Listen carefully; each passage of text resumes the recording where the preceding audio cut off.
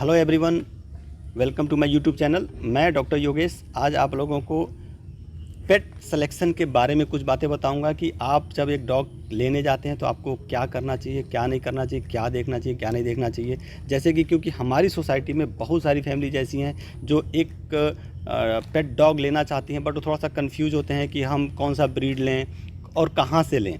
तो आज आपको मैं इस वीडियो के माध्यम से ये बताना चाहता हूँ कि इसके पहले कि आप कोई ब्रीड सेलेक्ट करें आपको किन किन बातों का विशेष ध्यान रखना चाहिए।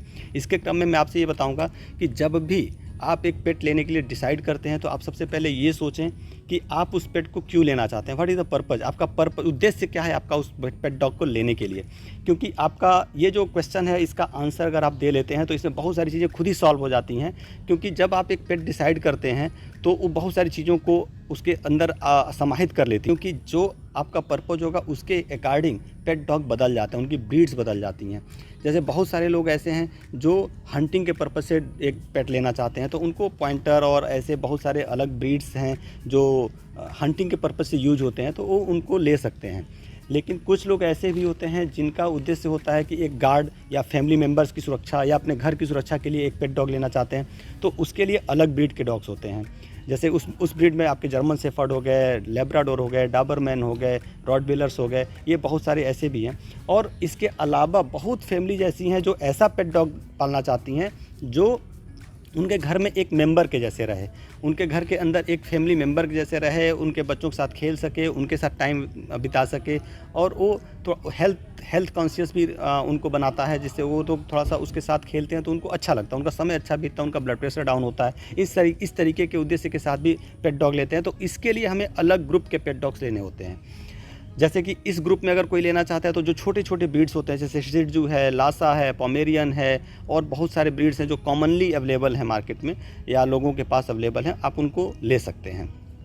इसके साथ मैं दूसरी बात बताऊं आपको जो ध्यान रखने वाली बात होती है, वो बात ये होती है कि जैसे आप एक पेट डॉग ले रहे हैं तो आप उसको रखने के बारे में ज़रूर सोचें। क्योंकि एक पेट डॉग को लेने के बाद से आप उसको रखने की जगह देना है, आपको ये सोचना है कि आपको उसको एक जगह प्रोवाइड करना है। तो ये जो जगह है ऐसी ना हो कि जो हमने पेट डॉग लिया उसके अकॉर्डिंग ना हो। जैसे अगर हमने एक बड़ा पेट डॉग ले लिया जो एक बड़ा है, एक बड़ी ब्रीड है, और हम उसको घर के अंदर रखना चाहते हैं तो एकोमोडेट नहीं हो पाएगा, घर के अंदर नहीं रह पाएगा क्योंकि उसको बाहर रहने की आदत है। और अगर हम उसको ज़बरदस्ती घर के अंदर रखते हैं तो उसके जो नेचुरल कैरेक्टर्स है, जो उसका जो नेचुरल इंस्टिंक्ट है वो चेंज हो जाता है, तो अच्छा नहीं होता है, उसके लिए भी अच्छा नहीं होता है और हमारे पर्पज़ के अकॉर्डिंग भी वो सॉल्व नहीं करता है।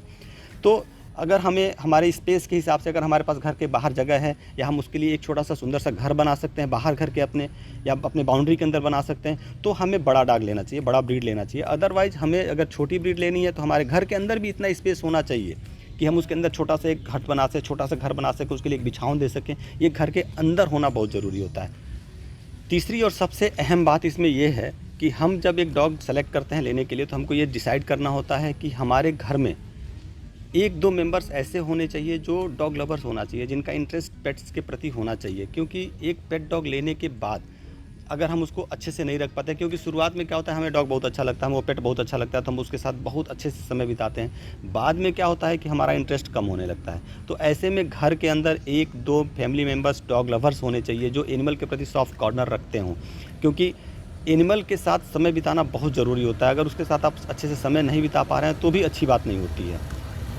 इसके साथ मैं आप लोगों को ये बताऊं कि जो आपका जो पेट है वो अलग तरीके का खाना खाता है, तो हमारी जो फैमिली है उस फैमिली में क्या हमारा खाने का कल्चर है। अगर कोई एक ऐसी फैमिली है जो प्योर वेजिटेरियन है, प्रीडोमिनेंटली वेजिटेरियन फैमिली है, तो उसको अगर एक ऐसा ब्रीड ले लिया उसने जो बिल्कुल नॉनवेज डाइट पे रहता है, तो फिर वो नहीं हो पाएगा, मिसमैच हो जाएगा और वो उसके या तो उसकी फीडिंग के साथ प्रॉब्लम आएगी या फिर फैमिली मेम्बर्स के साथ प्रॉब्लम आएगी।